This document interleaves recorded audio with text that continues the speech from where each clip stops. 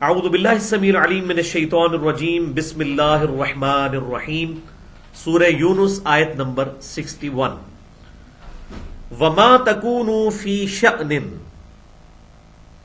اور اے محبوب صلی اللہ علیہ وسلم آپ نہیں ہوتے کسی بھی حال میں وما تتلو منہ من قرآن، اور نہ یہ کہ آپ قرآن میں سے تلاوت کر رہے ہوتے ہیں، ولا تعملون من عمل، اور نہ یہ کہ آپ جتنے بھی اعمال کر رہے ہوتے ہیں آپ صلی اللہ علیہ وسلم اور آپ کے جانثار صحابہ کرام علیہم رضوان، الا کنا علیکم شہودا، مگر یہ کہ ان تمام اعمال کے موقع پر ہم خود گواہ ہوتے ہیں۔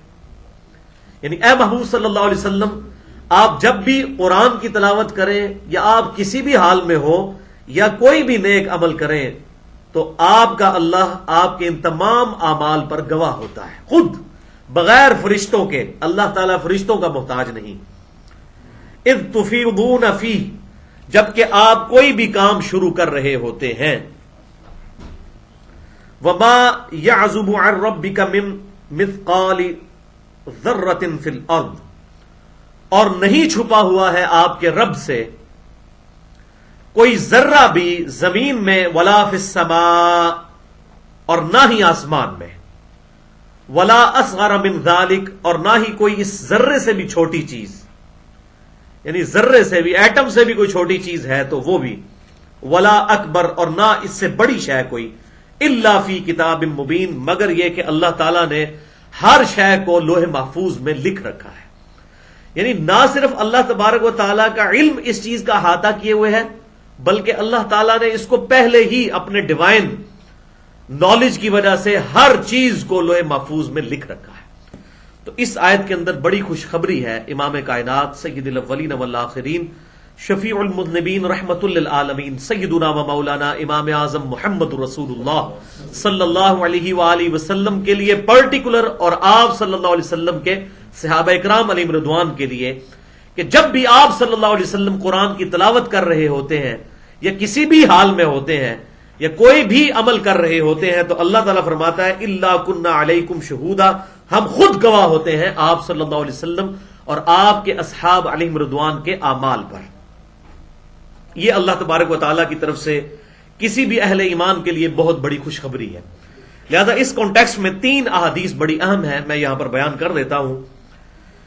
پہلی حدیث صحیح مسلم سے انٹرنیشنل نمبر کے مطابق 6853 کہ آپ صلی اللہ علیہ وسلم نے ارشاد فرمایا، جو بھی کوئی شخص علم حاصل کرنے کے لیے سفر کو اختیار کرتا ہے، اور علم سے پرٹیکولر مراد علم دین ہے، علم حاصل کرنے کے لیے کسی سفر کو اختیار کرتا ہے تو اللہ تعالیٰ اس کے لیے جنت کا سفر آسان کر دیتا ہے۔ یعنی آپ لوگ بھی اتنی دور سے یہاں پر قرآن کلاس کے لیے آتے ہیں تو علم حاصل کرنے کے لیے، اور اس سے بہتر کوئی علم ہو ہی نہیں سکتا قرآن پاک سے بہتر۔ بخاری اور مسلم کی متفق علیہ حدیث ہے کہ تم میں سے سب سے بہتر شخص وہ ہے جو قرآن سیکھتا اور سکھاتا ہے۔ اب یہ سیکھنے اور سکھانے سے پرٹیکولر مراد ہا عین ثا ضاد اس قسم کی آوازیں نکالنا نہیں ہے، وہ تو عربیوں کو پہلے ہی آتی تھی۔ یعنی قرآن کا علم سیکھنا، ہمارے لیے دونوں چیزیں مراد ہوں گی، ہم نے تجوید بھی سیکھنی ہوگی اور اس قرآن کا فہم بھی سیکھنا ہوگا۔ تو سب سے بہتر وہ جو قرآن سیکھے اور سکھائے۔ اور یہاں صحیح مسلم 6853 نمبر حدیث میں آیا کہ جو بھی اللہ کی راہ میں سفر اختیار کرتا ہے علم حاصل کرنے کے لیے، اللہ تعالیٰ اس کے لیے جنت کا سفر آسان کر دیتا ہے۔ اور جو لوگ اللہ کے گھر میں اکٹھے ہوں، کس لیے؟ یتلون کتاب اللہ، اللہ کی کتاب کی تلاوت کرنے کے لیے۔ یعنی اجتماعی قرآن خوانی اگر کہیں پر کی جاتی ہے تو یہ بالکل صحیح مسلم کی حدیث سے ثابت ہے۔ یتلون کتاب اللہ، اللہ کی کتاب کو تلاوت کرنے کے لیے اگر کوئی لوگ پرٹیکولر اس نیت کے ساتھ جمع ہوتے ہیں، وَيَتَدَارَسُونَهُ بَيْنَهُمْ، اور اس قرآن کی درس و تدریس کرتے ہیں، آپس میں بیٹھ کر کوئی قرآن کا حلقہ لگاتے ہیں اور اس میں ایک دوسرے کو درس دیتے ہیں قرآن سے، قرآن کی جو احکامات ہیں اور قرآن پاک کی جو فکر ہے وہ لوگوں کو سکھاتے ہیں، اس کا فہم۔ تو جو تلاوت کرتے ہیں وہ الگ کر دیا ان کو، اور ساتھ وہ لوگ بھی جو اس کی درس و تدریس کرتے ہیں، اس کا فہم سیکھتے اور سکھاتے ہیں. تو آپ صلی اللہ علیہ وسلم نے پھر 4 باتیں ان کے لیے ارشاد فرمائی. نمبر 1، صحیح مسلم 6853، ان پر اللہ تعالی کی طرف سے سکینت نازل ہوتی ہے، اللہ کی طرف سے سکون.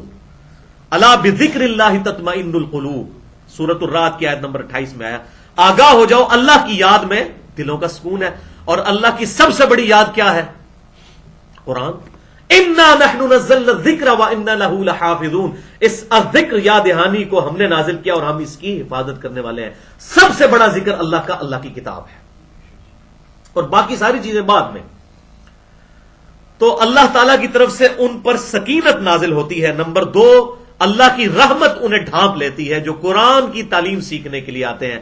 اور یہ بات یاد رکھیے گا، اس میں طویل خاص سے جو مراد ہے وہ قرآن کا فہم، کہ اس میں لکھا کیا ہوا ہے. عربیوں کو تو پتا تھا ہا کی آواز کہاں سے نکلتی ہے، عین کہاں سے نکلتا ہے، ثا کہاں سے نکلتا ہے، تا طا، یہ تمام ان کو فرق پتا تھے. یہاں پر آیا یتدارسونہ بینہم، آپس میں ایک دوسرے کو درس دیتے ہیں اس کتاب کا. ان لوگوں کے لیے پرٹیکولر ان پر سکینت نازل ہوتی ہے. نمبر 1. نمبر 2، ان کو رحمت اللہ کی ڈھانپ لیتی ہے. نمبر 3، فرشتے گھیر لیتے ہیں اس محفل کو، ساری محفل کو. یہ اکثر لوگ جو یہ والی حدیث وہ پکڑ کے لگا رہے ہوتے ہیں اللہ ہو کا ذکر اور فلاں ذکر کے اوپر کہ جی فرشتے ڈھانپ لیتے ہیں، وہ پرٹیکولر ہے ہی کتاب اللہ کے درس کے لیے ہے. صحیح مسلم انٹرنیشنل نمبر کے مطابق 6853 اس ذکر کے لیے ہے پرٹیکولر. نمبر 3، فرشتے گھیر لیتے ہیں. اور نمبر 4، اللہ تعالیٰ ان لوگوں کے بارے میں اپنے فرشتوں میں فخر فرماتا ہے کہ دیکھو تم نے تو یہ کہا تھا کہ یہ زمین پر خون ریزی مچائے گا، دیکھو ایسے لوگ بھی، ایسی سلیم الفطرت روحیں بھی دنیا میں موجود ہیں جنہوں نے ان صلاتی و نسکی و محیای و مماتی للہ رب العالمین، بے شک میری نماز، میری قربانی، میرا جینا، میرا مرنا سب کچھ اللہ رب العالمین کے لیے، انہوں نے سب کچھ اپنا وقف کر دیا ہے. اللہ از دا ٹاپ پرائورٹی ہے جن کی، اللہ ترجیح اول ہے. ایسے لوگ بھی موجود ہیں. اللہ اکبر. اور پھر ساتھ ہی آپ صلی اللہ علیہ وسلم نے ارشاد فرمایا، جس شخص کو اس کے عمل نے پیچھے کر دیا اس کا نسب کبھی بھی اسے آگے نہیں کر سکے گا. یہ وہی حدیث ہے بخاری اور مسلم کی متفق علیہ حدیث. اے میری بیٹی فاطمہ، اس بات پہ مت اکڑنا کہ تم اللہ کے نبی کی بیٹی ہو، اگر اللہ نے تمہاری گرفت کر دی تو میں تمہیں بچا نہیں سکوں گا. حالانکہ سیدہ فاطمہ الزہرا رضی اللہ تعالی عنہا جنتی عورتوں کی سردار ہیں. اصل میں ہمیں سنایا گیا کہ نبی کی بیٹی کی نسبت بھی اسے اس نسبت کا فائدہ نہیں ہوگا جب تک وہ نبی صلی اللہ علیہ وسلم کے احکامات کی پیروی نہیں کرے گا. لقد کان لکم فی رسول اللہ اسوۃ حسنہ، بے شک رسول اللہ صلی اللہ علیہ وسلم کی زندگی میں تمہارے لیے بہترین نمونہ ہے. اگر آپ صلی اللہ علیہ وسلم کی پیروی نہ کی تو آپ کا خود اعلان سن لیں، صحیح مسلم 6853، کہ جس شخص کو اس کے عمل نے پیچھے کر دیا اس کا نسب، اس کی رشتہ داری اس کو آگے نہیں کر سکتی. اب میرا ایک کلاس فیلو تھا انجینئرنگ یونیورسٹی میں، سید عمران شاہ اور قادیانی تھا. اب مجھے بتائیے کہ اب اس کو یہ سید ہونے کی نسبت نفع کر سکتی ہے اگر وہ خاتم النبیین کا عقیدہ ہی اس کا درست نہیں ہے؟ تو یہ وہ بات ہے کہ آپ صلی اللہ علیہ وسلم نے ارشاد فرمایا، جس شخص کو اس کے عمل نے پیچھے کر دیا اس کی رشتہ داری اس کو آگے نہیں لے کے جا سکتی. اللہم لا مانع لما اعطیت ولا معطی لما منعت ولا ينفع ذا الجد منک الجد. اے اللہ، جسے تو عطا کرے اس سے کوئی روک نہیں سکتا، اور جس سے تو روک لے اسے کوئی عطا نہیں کر سکتا. اور بڑے سے بڑے شخص کو اس کا عہدہ، اس کا نسب کوئی فائدہ پہنچانے والا نہیں تیرے حضور، جب تک اعمال درست نہیں ہوں گے. یہ جو دعا میں نے پڑھی، یہ بخاری اور مسلم میں آپ صلی اللہ علیہ وسلم کی متفق علیہ حدیث ہے. آپ صلی اللہ علیہ وآلہ وسلم فرض نمازوں کے بعد یہ دعا پڑھا کرتے تھے.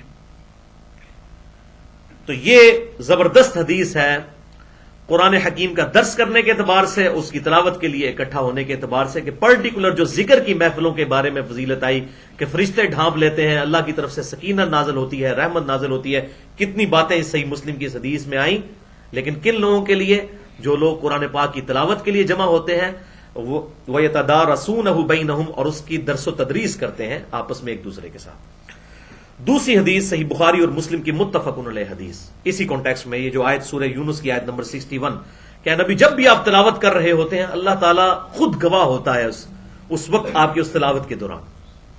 بخاری اور مسلم کی متفق علیہ حدیث ہے، یہ دوسری حدیث، بخاری میں 5023، مسلم میں 1845، کہ آپ صلی اللہ علیہ وآلہ وسلم نے ارشاد فرمایا، اللہ تعالی اتنی توجہ کے ساتھ کسی اور شے کو نہیں سنتا جتنی توجہ کے ساتھ وقت کے پیغمبر کی تلاوت کو سنتا ہے جب وہ کتاب اللہ کی تلاوت کرتا ہے، قرآن کی تلاوت کرتا ہے، اور اس حال میں یتغنی بالقرآن، قرآن کو پورے ترنم کے ساتھ وہ پڑھتا ہے۔ اور دوسری بخاری اور مسلم کی حدیث میں آیا، حسن الصوت بالقرآن، اپنی آواز خوبصورتی کے ساتھ قرآن پاک کی تلاوت کے لیے وہ اپنی آواز کو نکالتا ہے۔ تو یہ یتغنی کا لفظ استعمال ہوا ترنم کے ساتھ قرآن پاک کو پڑھنا۔ اس سے یہ بات پتہ چلی کہ ترنم کے ساتھ قرآن پڑھنا یہ نبی کی سنت ہے، اور آپ صلی اللہ علیہ وسلم کی اس سنت پر جو عمل کرتا ہے اللہ تعالیٰ سب سے زیادہ متوجہ ہو کر اس کی تلاوت کو سنتا ہے۔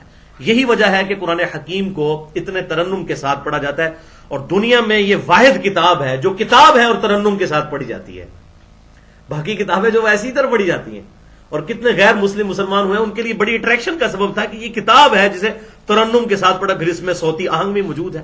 اب دیکھیں کتنا بیلنسڈ ہے، اس طریقے سے شاعرانہ کلام جیسا بیلنس نہیں ہے، لیکن جو آزاد نظم کا سٹائل ہے وہ قرآن پاک سے ڈیڈکٹ کیا گیا۔ بہرحال اس میں ایک ملہوتی غنا موجود ہے، اس کے اندر ڈیوائن میوزک ہے قرآن پاک کے اندر ایک خاص قسم کا۔